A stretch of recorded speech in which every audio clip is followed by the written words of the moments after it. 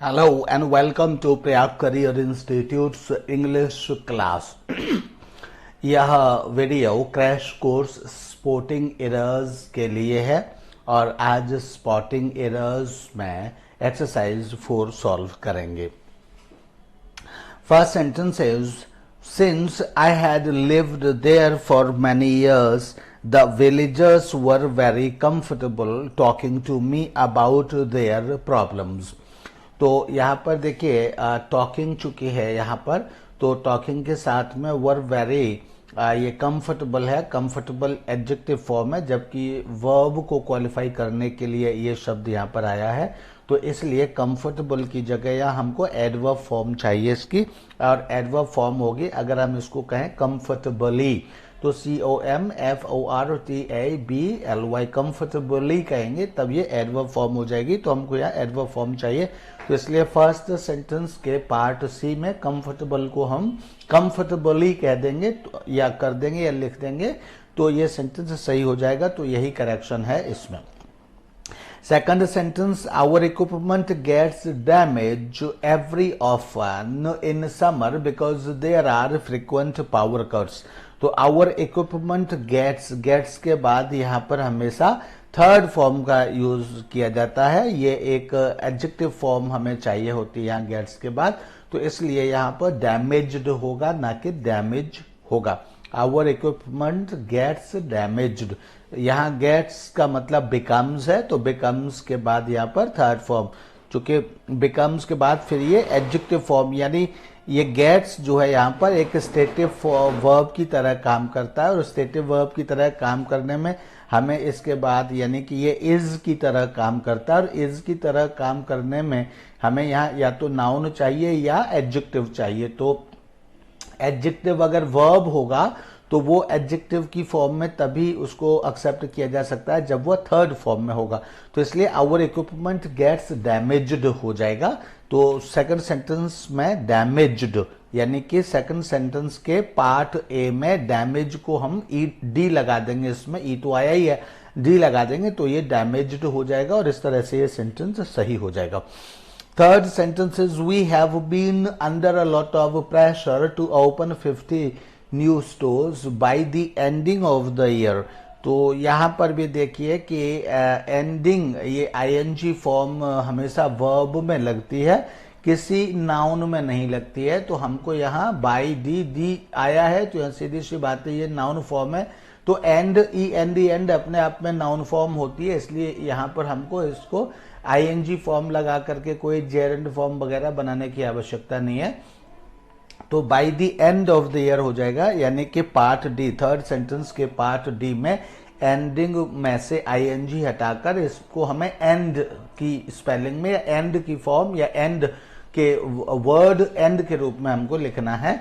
तो यही यहाँ करेक्शन हो जाएगा, यानी कि थर्ड सेंटेंस के पार्ट डी में एंडिंग की जगह एंड लिखना होगा. लिख करके हम इसको सेंटेंस को सही कर देंगे. Fourth sentence is, the company is in debt and has been unable to pay its employees salaries for the past 6 months. तो यहाँ पर देखिए इस सेंटेंस में अगर हम देखें तो एक बार फिर से पढ़ लेते हैं. The company is in debt, तो ये एकदम यहाँ पर इज इन डेट, ये सेंटेंस यहाँ पर सही है. एंड हैज बीन अनेबल, तो ये भी सही है. To pay its employees salaries, तो ये भी सही है. फॉर द पास्ट 6 months, चूंकि ये हैज बीन आया है तो यहाँ फॉर पास्ट 6 months आ गया है. तो इस तरह से देखें तो ये सेंटेंस एकदम सही है, इसमें कोई प्रॉब्लम नहीं है, यानी कि इसका आंसर है E, no error. Now is fifth sentence. Fifth sentence क्या है? फिफ्थ सेंटेंस पर हम चलते हैं. तो fifth sentence, India's travel and tourism industry is poised on growth at 7% this year alone. तो यहाँ पर हमें देखने की आवश्यकता है कि India's travel and tourism industry is poised, यहाँ ऑन ग्रोथ, तो पॉइज्ड है, तो पॉइज्ड के साथ यहाँ पर हमको क्या है, कोई हमको यहाँ इसका पर्पस लिखने की आवश्यकता है. पॉइज्ड व्हाट, यहाँ पर्पस लिखने की आवश्यकता, पर्पस के लिए हमको यहाँ इन्फिनेटिव की आवश्यकता है। यहाँ प्रेपोजिशन प्लस नाउन की आवश्यकता नहीं है, पर्पस दिखाने के लिए हमको इन्फिनेटिव की आवश्यकता है, और इन्फिनेटिव हम इसको बनाने की आवश्यकता है। तो इसलिए ऑन ग्रोथ की जगह ग्रोथ में से हम इसकी वर्ब फॉर्म ले लेंगे और इसको इन्फिनेटिव बना देंगे। ऑन ग्रोथ की जगह क्या हो जाएगा, टू ग्रो हो जाएगा। इससे पॉइज्ड जो वर्ब आई है, इससे इसका पर्पस इसको मिल जाएगा। एडवर्ब ऑफ पर्पस हम यहाँ कह सकते हैं, एडवर्ब ऑफ पर्पस हो जाएगा। तो टू ग्रो होगा, ना कि ऑन ग्रोथ होगा। यानी फिफ्थ सेंटेंस के पार्ट सी में ऑन ग्रोथ को हमें टू ग्रो लिखने की आवश्यकता है। तो ये सेंटेंस इस तरह से सही हो जाएगा। और ये हमको वर्ब का, पॉइज्ड का हमको एडवर्ब चाहिए, एडवर्ब ऑफ पर्पस चाहिए, या उसके लिए हमने इसको टू ग्रो लिखा है। ये बात भी क्लियर समझ में आनी चाहिए। Sixth sentence is the ministry was considered several proposals। तो यहाँ देखिए was considered और फिर यहाँ several proposals है। तो अपने आप में अब जब यहाँ पैसिव हो गया तो यहाँ considered, इसका several का और considered का कोई आपस में रिलेशन नहीं बचा, क्योंकि अब considered मिनिस्ट्री को के विषय में बात करने लगा, जबकि कंसिडर्ड का वास्तविक जो सब्जेक्ट है वो मिनिस्ट्री है। यानी कि वास्तविक सब्जेक्ट मिनिस्ट्री है, यानी कि मिनिस्ट्री जो सब्जेक्ट है यहाँ पर वो ग्रामेटिकल सब्जेक्ट न होकर डूअर है, और इसलिए इसको डूअर है तो फिर हमें इसको एक्ट, क्योंकि जब ग्रामेटिकल सब्जेक्ट और डूअर दोनों एक हों तब सेंटेंस एक्टिव वॉइस में होता है। क्योंकि कंसिडर्ड का ऑब्जेक्ट सेवरल प्रपोजल्स है, और सेवरल प्रपोजल्स कंसिडर्ड का ऑब्जेक्ट है, लेकिन पैसिव वॉइस में होने के कारण, पैसिव वॉइस में लिखने से इसका आपस में संबंध खत्म और कंसिडर्ड का ऑब्जेक्ट मिनिस्ट्री माना जाएगा, तो इसलिए ये गलत हो जाएगा। तो इसलिए इसको हमें एक्टिव वॉइस में लिखने की आवश्यकता है। तो यहाँ पर वॉज यहाँ से हटा दिया जाएगा, तो ये हो जाएगा द मिनिस्ट्री कंसिडर्ड, ये हटा दिया जाएगा, तब ये सेंटेंस सही हो जाएगा। यानी सिक्स सेंटेंस के पार्ट ए में से वॉज को हटा करके सेंटेंस को हम ठीक करेंगे। Seventh sentence is the amount of foreign direct investment in the country in 2020 is doubled that received in 1997। तो यहाँ पर देखिए यहाँ देखिए द अमाउंट ऑफ फॉरेन, तो यहाँ देखिए डबल्ड दैट रिसीव्ड इन 1997। तो the amount of foreign direct investment in the country in 2020 is, तो क्या है, डबल्ड दैट। तो डबल्ड और दैट का आपस में क्या रिलेशन है, इसका कोई रिलेशन नहीं है आपस में। तो इसलिए हमें यहाँ वैसे तो डबल्ड भी लिखा जा सकता है, और डबल्ड को और ज्यादा क्लियर करने के लिए ट्वाइस लिखा जा सकता है, ट्वाइस। तो ट्वाइस, और उसके बाद यहाँ बेसिकली प्रेपोजिशन की आवश्यकता है, क्योंकि जब तक यहाँ प्रेपोजिशन नहीं होगा तब तक इसका आपस में कोई रिलेशन एस्टेब्लिश नहीं हो पाएगा।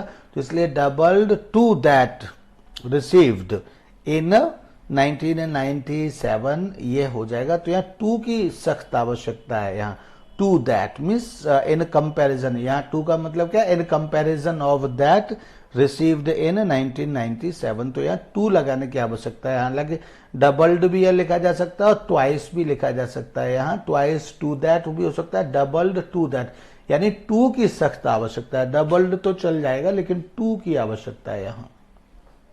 तो सेवंथ सेंटेंस के पार्ट डी में हमको दैट से पहले टू लिखने की आवश्यकता है, ये यहाँ पर करेक्शन है, एंड फिर ये सेंटेंस सही हो जाएगा। Eight sentence, the details of the scheme will be made clearly to the public by the end of the financial year. तो यहाँ पर देखिए बी पॉइंट में विल बी मेड क्लियरली, तो एडवर्ब होता है विल बी मेड क्लियरली, जबकि ये जो वर्ड यूज किया गया है वो डिटेल्स के लिए यूज किया गया है।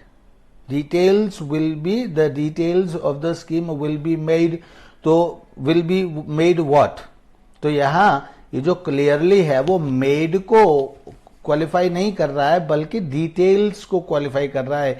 ये मेड का ऑब्जेक्ट है एक तरह से, तो इसलिए हमें यहाँ एडवर्ब फॉर्म में न लिख करके किस में लिखना है, हमको ये एडजेक्टिव फॉर्म में लिखना है, तो विल बी मेड क्लियर। तो इसलिए क्लियरली लिख करके हमको यहाँ क्लियर लिखने की आवश्यकता है, इसको एडजेक्टिव फॉर्म में हमको ये चाहिए। तो इसलिए 8th सेंटेंस के पार्ट बी में क्लियरली वर्ड को क्लियर लिखा जाएगा, क्लियर CLEAR लिखा जाएगा, तब ये द डिटेल्स को क्वालिफाई करेगा। और ये कहा जाएगा कि स्कीम की जो डिटेल्स है उनको क्लियर किया जाएगा, मतलब सबके लिए स्पष्ट किया जाएगा। तो स्पष्ट के अर्थ में यहाँ क्लियर हमको चाहिए।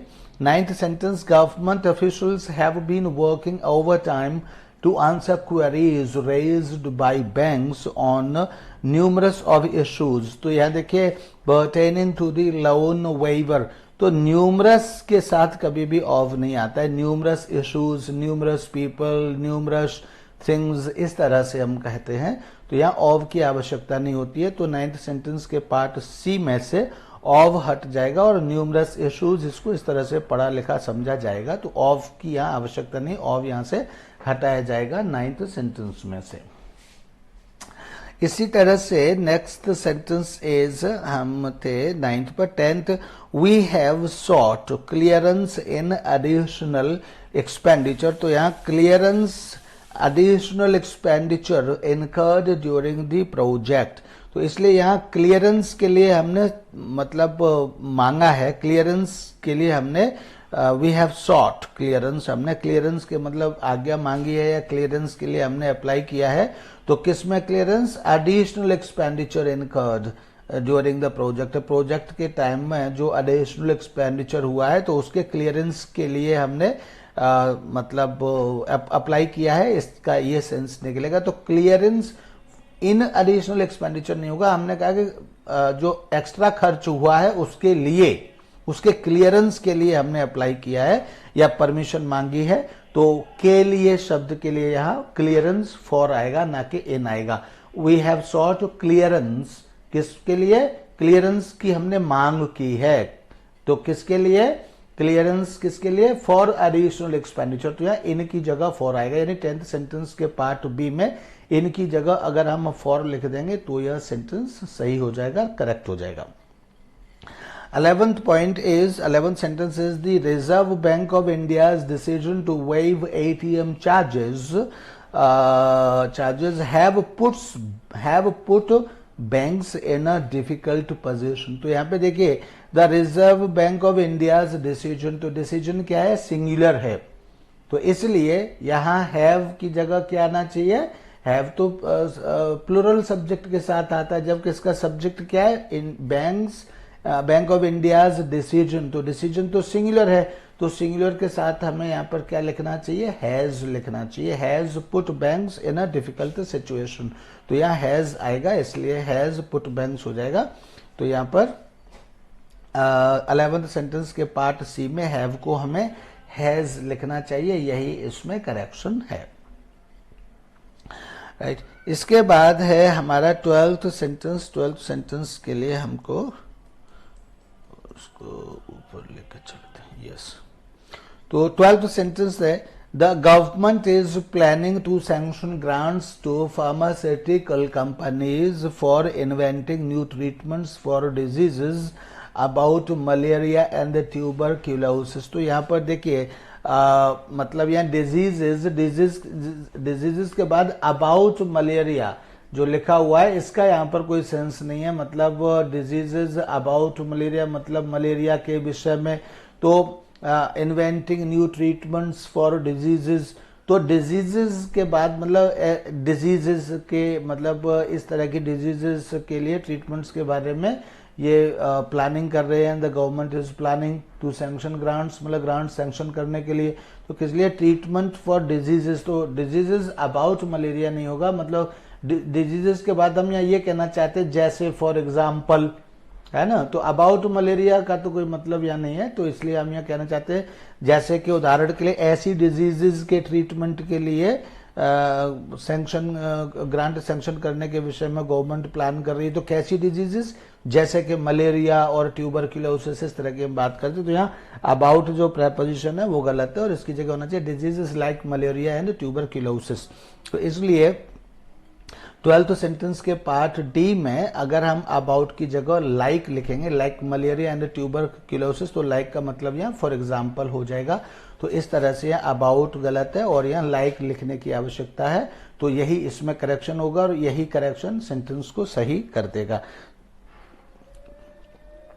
13th sentence, the finance minister's view is that the scheme will ensure that millions of farmers will be lifted out of poverty। तो याद देखिए, the finance minister's view is that, तो ये यहाँ is that the scheme will ensure that the millions of farmers, अब यहाँ पे चूंकि ये देखिए view is that the scheme will ensure, तो ये एक तरह से ये क्या है, ये एक तरह से दैट क्लॉज हो गया। तो मतलब जब ये होता है कि जब एक क्लॉज फ्यूचर में होती है तो दूसरी क्लॉज जो है दैट मिलियंस ऑफ फार्मर्स, तो ये भी मतलब क्या है कि दैट मिलियंस ऑफ फार्मर्स, तो यहाँ विल आ रहा है, विल बी लिफ्टेड आउट।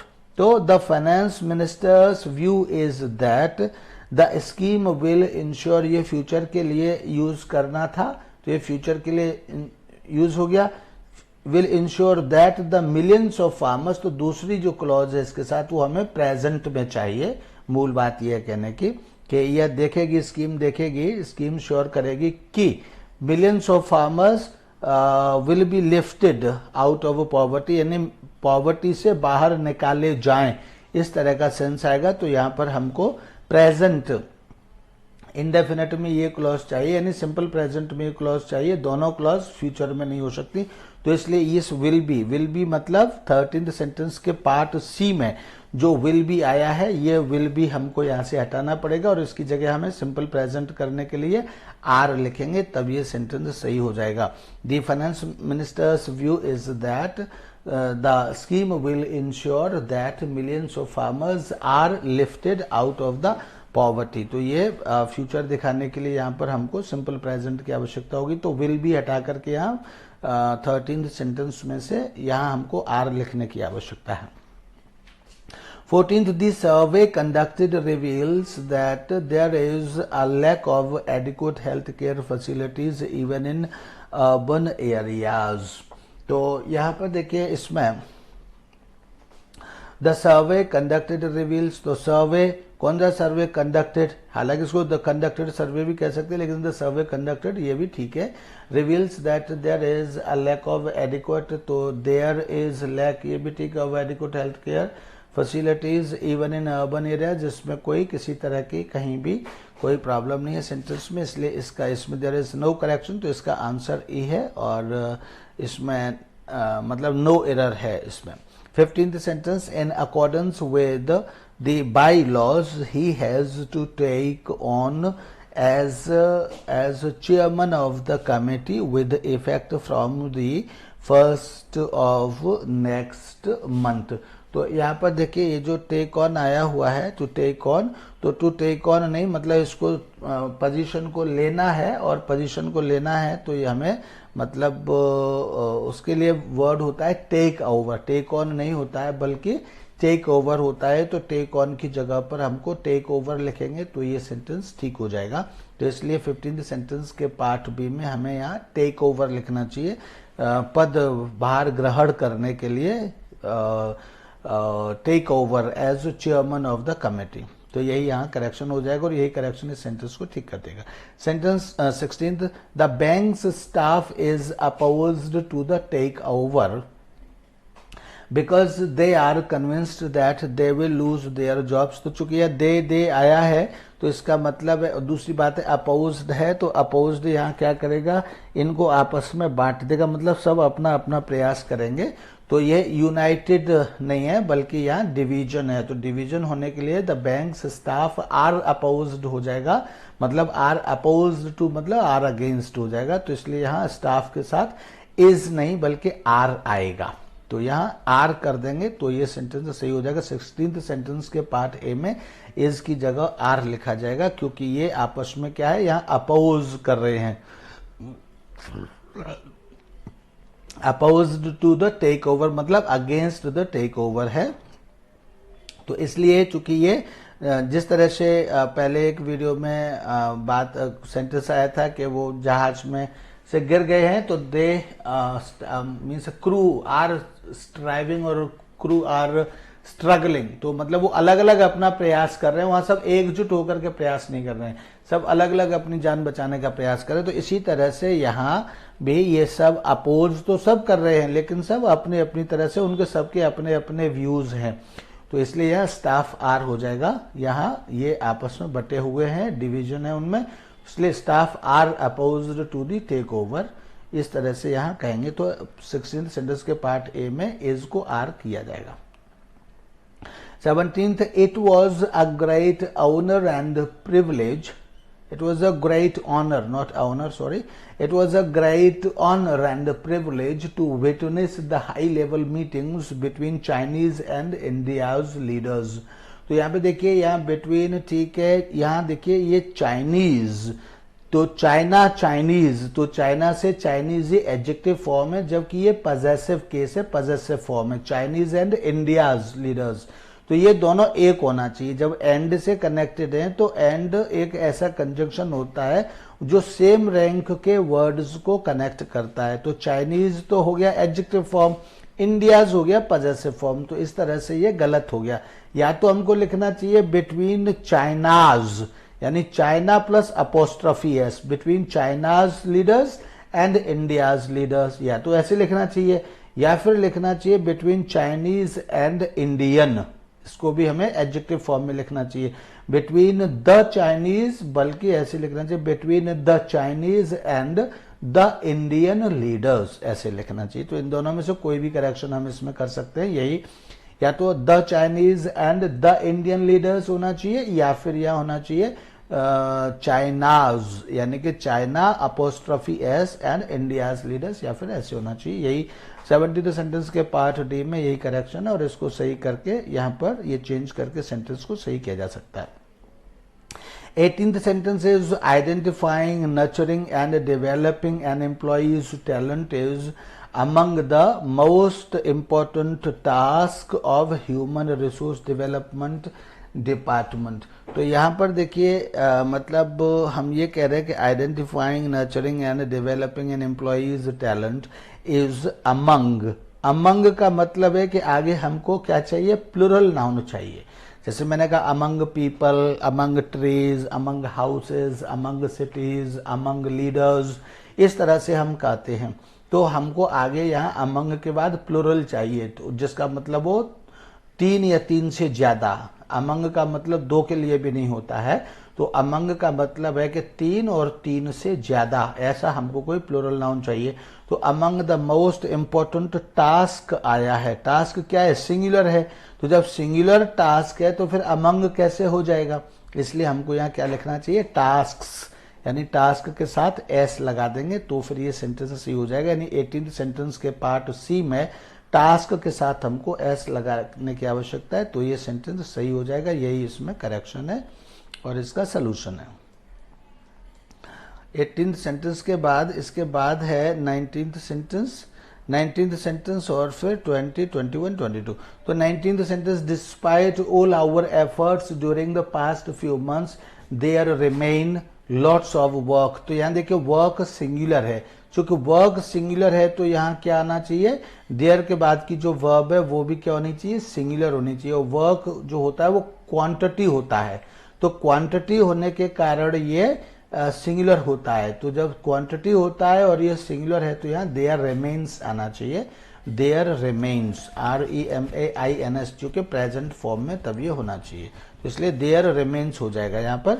और यानी 19th सेंटेंस के पार्ट बी में रिमेन्स लिखेंगे तो ये सेंटेंस सही हो जाएगा। 20th sentence, many residents claim that the company has taken there land without adequate compensating. तो कॉम्पनसेटिंग जो है वो ING फॉर्म है, जबकि इसके लिए प्रॉपर नाउन होता है कॉम्पनसेशन। तो यहाँ पर कॉम्पनसेशन की आवश्यकता है, ना कि कॉम्पनसेटिंग की आवश्यकता है। तो 20th सेंटेंस के पार्ट डी में कॉम्पनसेटिंग को कॉम्पनसेशन अगर लिख दिया जाएगा, COMPENSATION कर दिया जाएगा तो ये सेंटेंस सही हो जाएगा, कॉम्पनसेशन, कॉम्पनसेशन हो जाएगा। 21st, the industrialist has donated large sums of money. तो जो मनी है यहाँ देखिए सिंगुलर होता है और सिंगुलर होने के कारण यहाँ क्या हो जाएगा, लार्ज सम ऑफ मनी हो जाएगा, लार्ज सम ऑफ मनी। तो इसलिए सम्स की जगह क्या हो जाएगा, सम हो जाएगा, सम ऑफ मनी। ठीक है, तो यहाँ एस हटा दिया जाएगा, यही इसका करेक्शन होगा। Scientific organisations to develop environmentally friendly fuels, तो यहाँ सम्स ऑफ मनी की जगह सम ऑफ मनी होगा क्योंकि मनी सिंगुलर होता है। तो सम ऑफ मनी मतलब अमाउंट ऑफ मनी या टोटल ऑफ मनी ये कहा जाएगा, तो यहाँ एस की जरूरत नहीं है। 21st का ये बी पार्ट था जिसमें हमने सम्स को सम लिखने की आपको सलाह दी है। 22nd, corruption costs the economy about 3% of the GDP every year, what is almost equal to the amount spent on education। देखिए जिस तरह का जो सेंस है उस सेंस में यहाँ क्या है कि करप्शन कॉस्ट इकोनॉमी, करप्शन यानी इकोनॉमी में इतनी मतलब वैल्यू होती है या इतना नुकसान करता है इकोनॉमी में करप्शन। 3% ऑफ द जीडीपी यानी जीडीपी के 3% नुकसान इकोनॉमी में करप्शन करता है एवरी ईयर, हर साल। तो यहाँ हम कहेंगे व्हाट इज न कह करके हम ये कहेंगे जो होता है almost equal to the amount spent on education, यानी जो अमाउंट एजुकेशन पर स्पेंड किया जाता है उसके इक्वल होता है। तो जो कहने की हमको आवश्यकता है और उसके लिए हम यहाँ वॉट न कह करके उसके लिए जो प्रोनाउन होता है दैट इज विच, तो इसलिए हमें यहाँ वॉट की जगह विच कहने की आवश्यकता है, which is almost equal to the amount. तो इस तरह से इसको व्हाट की जगह पर हम विच लिख देंगे तो ये सेंटेंस सही हो जाएगा। तो यही इसमें करेक्शन है। इस थर्ड ये हमारी फोर्थ एक्सरसाइज है। फोर्थ एक्सरसाइज इसी सेंटेंस के साथ यहाँ पूरी हो गई। आज इस वीडियो के लिए इतना ही, मतलब यही है तो खत्म हो गई। Thank you, that's all. Next video का आप इंतजार करिए, तब तक के लिए बाय बाय।